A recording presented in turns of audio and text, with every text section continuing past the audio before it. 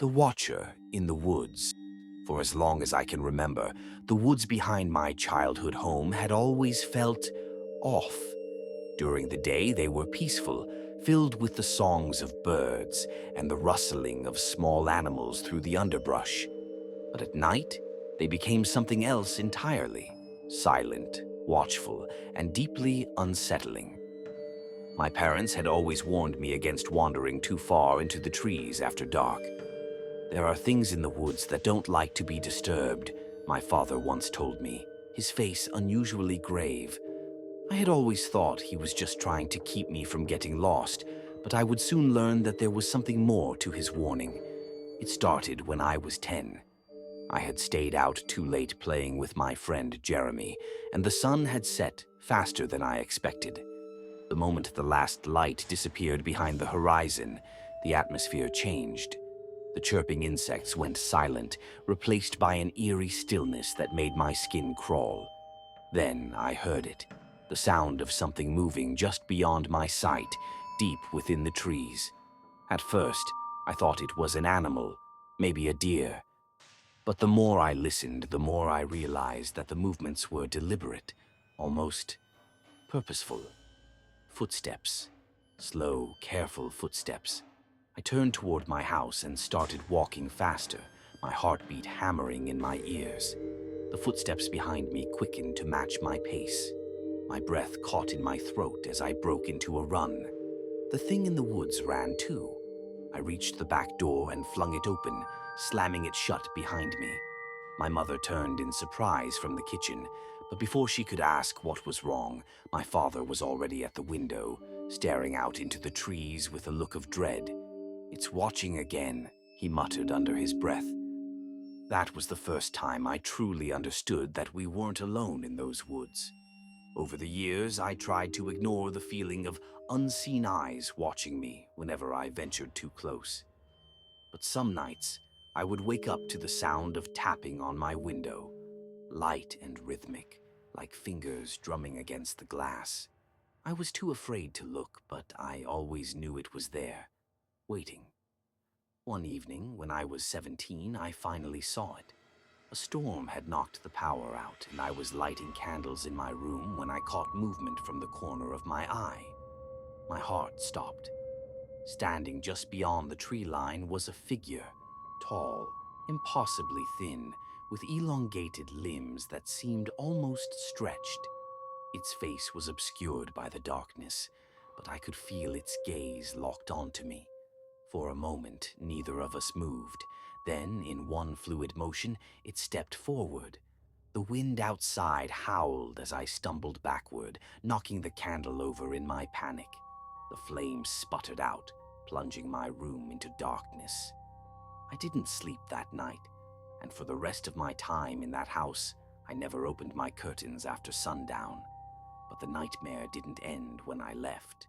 A few years later, after my parents sold the house, I visited my hometown out of curiosity.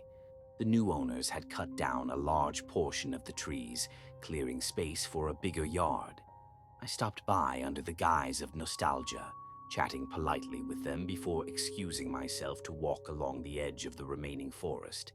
I could feel it immediately, the shift in the air, the quiet that had once haunted my childhood.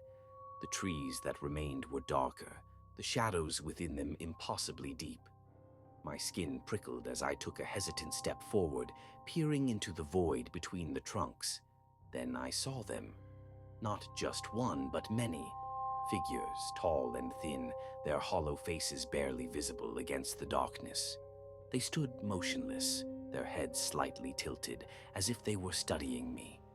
My breath caught in my throat as realization dawned. They hadn't been watching the house. They had been watching me. And now that I had returned, they knew where to find me. That night in my hotel room, miles away from those cursed woods, I woke up to the sound of tapping on the window. Software, rhythmic, patient. I turned over, staring at the window in horror. The curtains were closed, but I could see a faint shadow shifting behind them. My fingers trembled as I reached for my phone, its light casting eerie shapes across the ceiling. The tapping stopped.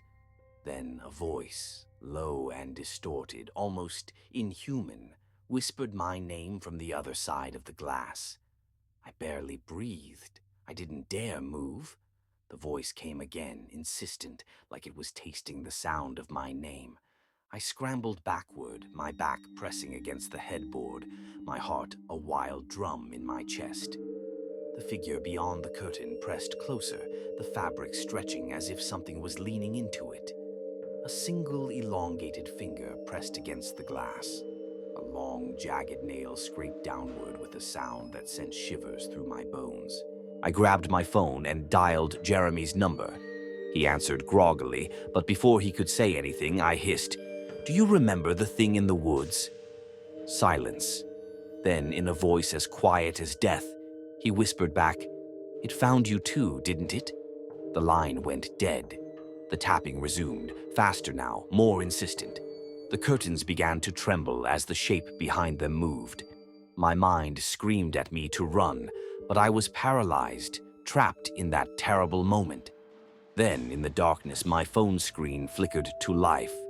A message appeared. "Let me in." I don't remember what happened after that. I must have passed out because the next thing I knew, the sun was up and the room was empty. The window was locked. The curtains were still drawn. But as I sat up, trying to convince myself it had been a nightmare, I noticed something that made my blood run cold. A single, jagged scratch ran down the glass. And outside, in the morning light, I could see a set of footprints leading away from my window. Long, inhuman, and impossibly deep. I left town that day and never looked back. But sometimes, in the dead of night, I wake up to a familiar sound, the soft, rhythmic tapping against my bedroom window. And I know, deep down, that I never really escaped.